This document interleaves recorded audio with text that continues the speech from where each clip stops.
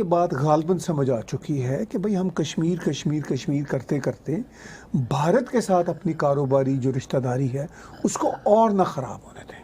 چونکہ چین اب اس سٹیج پر آ گیا ہوا ہے ایپس کے بند ہونے کے بعد اور بہت ساری پروڈکٹس کے بند ہونے کے بعد کہ سلولی اینڈ گریجولی بھارت کے ساتھ اپنی ریلیشن مینڈ کرنے کی کوشش بھی کریں اور اپنا ڈسپیوٹ بھی رکھیں. یہ دو بڑے ہی مشکل معاملات ہیں. دیکھیے ڈاکٹر صاحب ڈسپیوٹ تو پہلے بھی چلا ہی آ رہا ہے. نہیں ڈسپیوٹ تو پرسنل ڈسپیوٹ کی ہم بات کر رہے ہیں نا نہ کہ کشمیر کی. وہ جو ڈسپیوٹ ہے وہ تو ان کا جی لیکن ڈاکٹر صاحب کشمیر بھی بھارت کے ساتھ ڈسپیوٹ کا ایک اینگل ہے چائنا کے مائنڈ میں. بالکل تو لیکن چائنا اس ڈسپیوٹ کے باوجود پاکستان کی طرح بھارت کے ساتھ بہیو 65 کے بعد نہیں کر رہا تھا.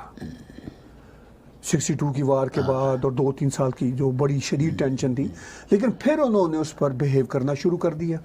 دوغلام کا واقعہ آپ کے سامنے ہے. پھر یہ جو ابھی ہوا ہے سٹینڈ آف بڑا خطرناک والا. تو اب چین تو اس چکر میں ہے کہ میں اپنے اقتصادی جو انٹرسٹ ہیں اس پر کتنا ہرٹ لے سکتا ہوں. انہوں نے دیکھ لیا کہ ہماری یہ جو تھریش ہولڈ ہے بھارت کے ساتھ اتنا ہی تھا چونکہ ہم اکنامک سیٹ بیک افورڈ نہیں کرتے. یہ مطلب چین نے کہا نہیں لیکن ان کے بیہیویئر سے لگ رہا ہے.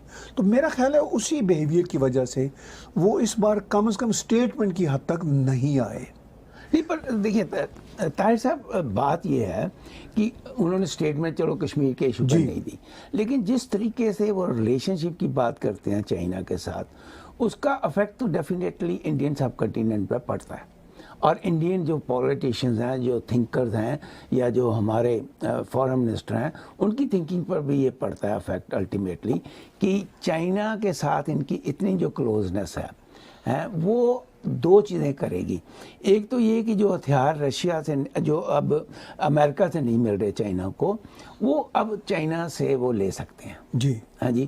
اور اس طریقے سے وہاں پر پھر گڑبڑی جو ہے وہ کریٹ کر سکتے ہیں ہاں جی کشمیر میں اپنے علاقوں میں ٹریننگ دے کر. اب وہ جو یہ جو ایشو ہے نا جی یہ بڑا سیریس ایشو ہے. ڈاکٹر صاحب دیکھیے بات یہ ہے کہ پاکستان کو کب پابندی رہی ہے چین سے ہتھیار لینے کی؟ وہ پابندی تو کبھی نہیں رہی. نہیں وہ تو مطلب جب چاہے لے سکتے تھے اور لیتے رہے ہیں. اس میں تو کوئی ان کو تو کوئی دقت ہی نہیں تھی. ٹھیک ہے لیکن اچھا دوسرا مسئلہ یہ ہے کہ جو چین کے ساتھ جو پیار کی پینگوں کی باتیں ہیں وہ پاکستان کی طرف سے زیادہ ہوتی ہیں چین کی طرف سے تو کم ہوتی ہیں. چین کا یہ ریٹرک اتنا نہیں ہوتا. ہمیں یہ بات سمجھنی ہوگی. یہ تو پاکستان روز کہتا ہے نا چونکہ پاکستان کو اور کیا کہنا ہے. دنیا میں اب رشتے ان کے بہت کم ہو گئے ہیں تو وہ تو پاکستان کہتے ہیں کہ چین سے ہماری بڑی دوستی ہے. چین کبھی کبھی کہتا ہے لیکن ان کی لینگویج وہ نہیں ہوتی جو پاکستان کی لینگویج ہوتی ہے. طاہر صاحب اس میں ایک بات نکلتی ہے کہ کیا اب باجوہ اور قریشی رہ گئے ہیں پولیٹیشین جو کہ بیان دیا کریں گے یا جو ڈیل کیا کریں گے ورلڈ میں. ہاں جی جو عمران خان کو جو انہوں نے پرائم منسٹر بنایا ہوا ہے ہاں جی وہ تو ایسے لگتا ہے کہ جیسے آپ بالکل چپ کر کے بیٹھے ہوئے ہیں. نہیں عمران خان نے وہ بیان جو ہے وہ انڈیا کے اگینسٹ تو وہ ڈاکٹر صاحب بات یہ ہے کہ قریشی بھی نہیں میٹر کرتے ہیں. قریشی بھی کہاں میٹر کرتے ہیں. نہیں میں ہو سکتا ہے آرمی کا پکا پپٹ ہو گیا ہو. نہیں پپٹ ہو گیا کیا مطلب وہ تو پپٹ ہے فار دا پاسٹ 40 ایئرس سے. وہ تو پیپلز پارٹی کی سرکار میں مشرف کی سرکار میں جس میں بھی ہوتا تھا تو وہ تو پپٹ ہی ہوتا تھا آرمی کا. تو وہ تو کوئی نئی بات تھوڑی ہے. وہ تو مطلب میں ایک سخت لفظ یوز کرنے والا تھا پپٹ سے زیادہ پپی ہے. لیکن کوئی ایسا مطلب اس میں سیکرٹ تو ہے نہیں کہ پاکستان کی اسٹیبلشمنٹ ہی پاکستان کے ہر کی ایشو کو واچ کرتی ہے ڈیل کرتی ہے مانیٹر کرتی ہے اور اس انٹرسٹ کو آگے لے کر چلتی ہے. وہ تو خود بھی یہ سٹیٹمنٹ دیتے ہیں لیکن سٹیٹمنٹس کے لیے انہوں نے پولیٹیکل بندے رکھے ہوتے ہیں. آپ کا کیا حال ہے ایون پیپلز پارٹی کی حکومت یا مسلم لیگ کی حکومت جو تھی یا جو کئی حکومتیں ان کی عدلی بدلی تو وہ اس طرح کی سٹیٹمنٹس کشمیر یا چین کے ساتھ تعلقات یا کسی بھی ملک کے ساتھ تعلقات وہ آرمی سے پوچھے بغیر کرتے تھے. امپاسبل تھا. یہ مسٹر قریشی تو کئی حکومتوں میں رہے ہیں پولیٹیکل پارٹی سے فرق نہیں پڑتا کوئی ان کو. لیکن مسئلہ یہ ہے کہ اس ساری صورتحال میں عمران خان نے بھی کہا کہ ہمارا اب دا اونلی، انہوں نے ورڈ یوز کیا، friend of all seasons, all Times, all weathers, ٹھیک. لیکن کیا یہ دنیا کو دکھانے کے لیے ہے؟ چونکہ یہ بات ریالٹی ہے ڈاکٹر صاحب کہ عمران خان جب آئے تھے اس وقت باجوار اسٹیبلشمنٹ یہ چاہ رہے تھے کہ ہم چین کے چنگل سے باہر آئیں، لیکن چین کے چنگل سے باہر نہیں آ سکے اس لیے کہ باقی دنیا نے ساتھ نہیں دیا. باقی دنیا نے اس لیے ساتھ نہیں دیا کہ وہ ٹرسٹ نہیں کرتے، مطلب امریکنز، سعودی، گلف سٹیٹس ٹرسٹ نہیں کرتے. بھارت بھی ٹرسٹ کر لیا کرتا تھا، باتوں میں آ جایا کرتا تھا، لیکن جب سے مودی جی آئے ہیں 6 سال سے، شروع میں انہوں نے ٹرسٹ کرنے کی پاکستان کو کوشش کی. نواز شریف کے گھر بھی گئے، سارا کچھ ان آفیشیل وزٹ بھی ہوا، لیکن کوئی فار دا پاسٹ 3 ایئرس تعلقات برے سے برے ہوتے جا رہے ہیں. چونکہ ان کو پتہ چل گیا کہ بھئی یہ میٹر نہیں کرتے، نہ فارن منسٹر پاکستان کا میٹر کرتا ہے، نہ کوئی پاکستان کا پرائم منسٹر میٹر کرتا ہے، کوئی بھی میٹر نہیں کرتا.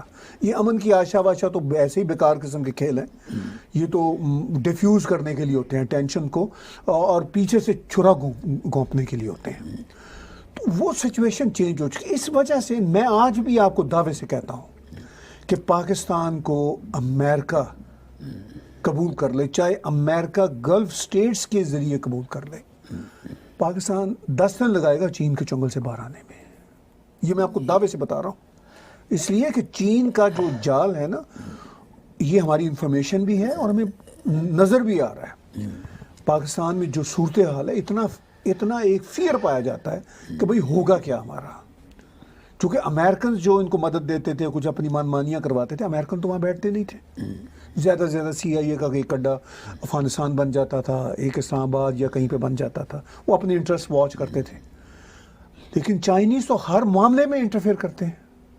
صرف انٹرفیئر نہیں کرتے، میں نے سنا ہے کہ چائنیز وہاں پر تھاؤزینڈز کی گنتی میں جو ہیں وہ پاکستان میں، اگر آپ کسی مطلب بڑے شہر میں چلو، کراچی میں، لاہور میں، ایسا وہاں پر آپ کو ہر 3rd 4th ایک چائنیز نظر آتا ہے. یہ مجھے میرے پاکستانی جو پیشنٹ ہے وہ بتاتے ہیں کہ وہاں پر اب چائنیز جو ہے وہ باقاعدہ ایسے ہی نظر آنے شروع ہو گئے جیسے یہاں آتے ہیں. اس کا مطلب یہ ہوا کہ وہ کسی نہ کسی طریقے سے اپنے لوگوں کو ان کنٹریز میں پہنچانے کی کوشش کرتے ہیں جہاں پر وہ اپنا پیسہ لگاتے ہیں، جہاں پر بعد میں انہوں نے وہ زمینیں ہڑپ کرنی ہوتی ہیں، ایریاز ہڑپ کرنے ہوتے ہیں. لیکن میرا تعلق پھر وہی ہے کہ چاہے امریکہ ان کو پیسے دے نہ دے، پہلے تو یہ ہے کہ اب تو خیر امریکہ کا کوئی فیصلہ ہونا ہی نہیں ٹل دی الیکشن، تو اب یہ چیز اگلے سال پہ جان پڑی. لیکن اس وقت جو ڈپینڈنسی ہے، کیونکہ سعودی عربیہ نے ہاتھ کھینچ لیا پیسے کا، امریکہ نے ٹوٹل ہاتھ کھینچ لیا، اور کوئی کنٹری ان کو دے نہیں رہا، اس لیے آپ نہیں سمجھتے کہ اکنامک ڈپینڈنسی جو ہے پاکستان کی وہ چائنا کے اوپر بہت زیادہ ہو چکی ہوئی ہے؟ بلا شبہ یہ بہت ہو چکی ہے ڈاکٹر صاحب. اکنامک ڈپینڈنسی اب تو چائنا پہ ہی ہے، لیکن چائنا پر جو پاکستان کی اکنامک ڈپینڈنسی ہے وہ بھی ریلائبل نہیں ہے. چونکہ وجہ یہ ہے کہ چائنا ابھی اپنے پرانے لونز کے انٹرسٹ بھی واپس لینا چاہ رہا ہے، صرف انٹرسٹ. تو جو پیسہ دے گا چائنا وہ اور لون چڑھے گا. ان کی لون کی پرسنٹیج بھی بہت ہائی ہے، اور اسی لون میں سے وہ کہیں گے کہ ہمیں اپنا انٹرسٹ تو کم سے کم دو نا واپس. تو ان کی ڈپینڈنسی اور بڑھے گی، یعنی یہ اور شکنجے میں پھنسیں گے، اور پھر ان کے پاس دوسرا آلٹرنیٹ کوئی نہیں ہے.